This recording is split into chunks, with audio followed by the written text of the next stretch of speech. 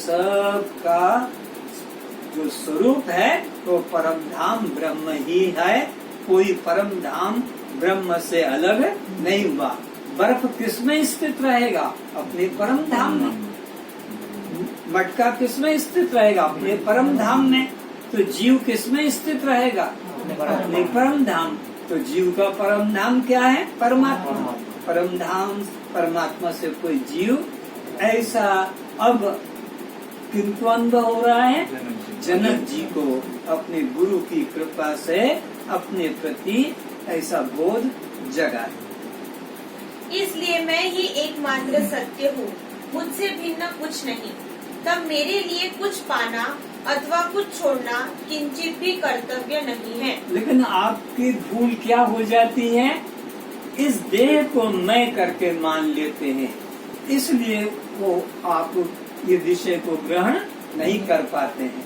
लेकिन याद रखिए, आप देह नहीं है, देह में है। आप देह नहीं है, देह में है। आप मकान नहीं है, मकान में है। आप कपड़े नहीं है, कपड़े में है। तो आप भूल क्या कर लेते हैं? अपने को देह मान लेते हैं। नहीं, आप देह से अलग हैं। कैसे अलग हैं? जैसे कि वो एक सूखा नारियल और एक गीला नारियल। तो गीला नारियल अंदर की जो गिरी होती है खाने वाली नारियल की, वो बाहर की खोल से चिपक कर जुड़कर रहती है। तो जब बाहर चोट पड़ती है, अंदर वाली गिरी भी टुकड़े टुकड़े हो जाती है। और एक अवस्था है नारियल की कि उसको चोट मारो तो वो बाहर की खोल टूट जाती, पर अंदर वाला गोल जो का। तो ये दो तरह की स्थिति है। एक है कच्चे नारियल की और एक सूखे नारियल की। ये कच्चे नारियल की स्थिति अज्ञानियों की है, हम तुम लोगों की है। क्योंकि हम तुम बचपन से ही इसी में जी रहे हैं, इसी में ही अपने को मानकर जी रहे हैं। तो जरा सा कुछ भी हुआ, बाल गिर गए, मेरे बाल गिर रहे हैं, तो मेरा यह फुंसी हो गई है, तो मेरा इधर दर्द हो गया है, मेरे को इधर चोट लग गई। हर समय हमारा जागने से सोने तक देह भाव ही चलता है। जन्म से मृत्यु तक तो हमारी स्थिति कच्चे नारियल जैसी है। बस देह में कुछ घटा तो अपने में मान लेते हैं। लेकिन वो भी तो थे सुकरात, जिनको जहर दिया गया, मंसूर जिनको गर्दन काटी गई, जीसस जिनको क्रूस पर, वो भी तो क्या उनको दर्द नहीं हुआ होगा? लेकिन वो देह से अपने को अलग अनुभव कर चुके थे। तो दर्द आया, कष्ट हुआ, किसको हुआ? उनके देह को।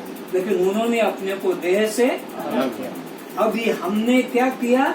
अपने मैं को देह में जोड़ रखा है। देह स्त्री तो मैं स्त्री, देह बूढ़ा तो मैं बूढ़ा, देह रोगी तो मैं। हमने मैं को जोड़ रखा है। अगर हमारा मैं इस देह से अलग कर दें तो फिर हमारा भी देह के कोई भी अवस्था से हमको दुख नहीं होगा। अभी दुख क्यों होता है? कि हमने अपने मैं को देह में जोड़ रखा है। ये सारा उपदेश प्रवचन महात्माओं का इसलिए कि तुम अपने को देह से अलग जान लो। देह तो रहेगा, समाज भी रहेगा, संसार भी रहेगा, जीवन, लेकिन अब तुम देह में रहकर देह से अलग अनुभव करो। तुम देह नहीं हो, देह में हो। तुम कपड़े नहीं हो, कपड़े के खोल में तुम हो। कपड़े की खोल में तुम्हारा शरीर जैसे छुपा हुआ है, ऐसे इस चमड़े की खोल में तुम्हारा स्वरूप छुपा है। तुम ये चमड़ा, ये जैसे हम पुराने कपड़े बदल देते हैं, नए कपड़े धारण कर लेते हैं, ऐसे ये देह भी एक पुराने वस्त्र की तरह है। इसको छोड़कर और हम नया शरीर लेते हैं, तो हम में कोई परिवर्तन नहीं होता। हमारा ना जन्म होता है, ना मृत्यु होती है।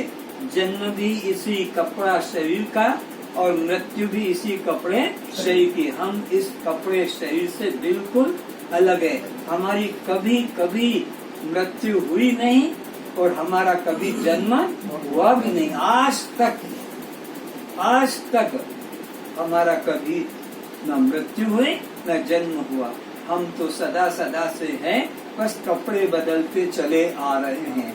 ये शरीर रूपी कपड़े कितनी पत्नियां बनाई है, कितने एक एक जीव ने कितने कितने पति बनाए हैं, एक एक जीव ने कितने कितने पुत्र पुत्री बनाए हैं। एक एक जीव ने अनंत अनंत पतियों का रमण किया, पत्नियों से रमण किया, संतानों का संग्रह किया, धन पत्नी का, सबको छोड़ते छोड़ते चले आ रहे हैं। लेकिन हमारा कभी जन्म नहीं, मृत्यु भी नहीं। तो अपने को इस देह वस्त्र से अलग जानना है। और कैसा? सूखे नारियल की तरह। अभी हम गीले नारियल की तरह जी रहे हैं, इसीलिए कोई भी सुखी नहीं, कोई भी राजा भी सुखी नहीं, कि मध्यम वर्गीय भी सुखी नहीं, कि भिखारी भी, सब दुखिया, क्योंकि सब देह भाव में जी रहे।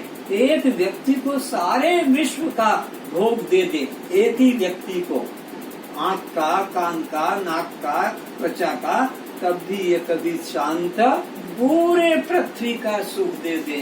अरे स्वर्ग का भी पूरा सुख मिल जाए तब भी ये शांत, क्योंकि हमारे यहाँ प्रमाण है। कौन का? इंद्र का। कहाँ आया? मृत्यु लोक में। वहाँ क्या कमी थी? अप्सराओं की, मेनकाओं की, देवांगनाओं की, एक से एक सुंदर देवांगनाएं, लेकिन संतोष नहीं हुआ और इसी मृत्यु लोक में आया। तो ये जीव अनादिकाल से इन सब भोगों का संग्रह करता हुआ, लेकिन फिर भी कभी तृप्त शांत नहीं हुआ। इसे विचार करना चाहिए कि इतने इतने जन्म मैंने भोग किया हर चीज का, किंतु कहीं शांति। तो फिर इतने छोटे से शरीर में, देवताओं का शरीर तो बहुत बड़ा, शक्ति भी बड़ी, उम्र भी बड़ी, भोग भी कितने, लेकिन इतना उनकी उम्र बढ़ गई, इतनी शक्ति भी बढ़ गई और इतने भोग भी, और फिर भी वो तृप्त। तो जब देवताओं की उम्र लेकर मैं शांत नहीं हो पाया, देवताओं की उम्र लेकर मैं तृप्त नहीं हो पाया, तो ये क्षण भंगुर शरीर को लेकर मैं कैसे पूर्ण या तृप्त हो पाऊंगा? क्योंकि शरीर तो क्षण भंगुर है। तो इसलिए विचार करना है। अविचार से ही जीव बंधन में है और विचार से ही मुक्त होता है। तो ये विचार कहाँ होगा? कोई सत्पुरुषों के पास बैठकर सत्संग से ही होगा। बिनु सत्संग विवेक न होई। जो अखंड ब्रह्म तत्व को मैं रूप जान लेता है, उसकी दृष्टि में अज्ञान काल जैसा भेद रूप संसार भासमान नहीं होता है। इन्हें एक उपादान कारण का जब ज्ञान हो गया, चाहे वो छोटे से छोटा नाक का, कान का हो, कि बड़ा से बड़ा वजनदार लंबा गले का, हाथ का हो, फिर जब मालूम पड़ गया कि सबका उपादान कारण एक स्वर्ण है, अब इसमें किसको अपवित्र कहोगे, किसको पवित्र कहोगे? कि भाई ये जो पाँव में है ये अपवित्र है और जो सर पे है यहाँ है ये पवित्र है। ऐसा नहीं। जब जान लिया कि सबका उपादान कारण एक है, तो न कोई छोटा न कोई बड़ा, तो ऐसे ही एक ब्रह्म ही इस सृष्टि का उपादान कारण है। तो कौन नीच और कौन ऊंच है, कौन नीच जाति का और कौन, लेकिन मैं तो ब्राह्मण हूँ और वो वैश्य है कि वो क्षत्रिय है कि वो शूद्र है। ये क्यों बुद्धि है? कि इन सबको, अज्ञानियों को एक उपादान कारण का पता, कि यहाँ एक उपादान कारण परमात्मा ही है, वही एक हम बहुश्याम, एक से अनेक हो गया है। तो चाहे वो कुत्ते के रूप में दिखे, कि चिड़ी के रूप में दिखे, कि तोता के रूप में दिखे, किसी के रूप में दिखे, उस एक के अलावा यहाँ कोई दूसरा नहीं है। तो ये बोध जाग जाना है। तो अपने को किसी देवी देवताओं की शरण में डालना कि भाई कथा तो यहाँ सुन रहे हैं, लेकिन संतोषी का तो मुझे शुक्रवार को करना है कि मंगलवार को वो उपवास करना है, वेदांत सुन रहे हैं ना। अपनी स्वतंत्रता को किसी को भी गिरवे नहीं रखना है, पराधीनता नहीं रखना है। हम लोग पराधीनता में विश्वास करते हैं, हमारे में वो नहीं शक्ति है, वो शक्ति उन देवी में है, उन देवता में है, वो हमारी रक्षा करेंगे।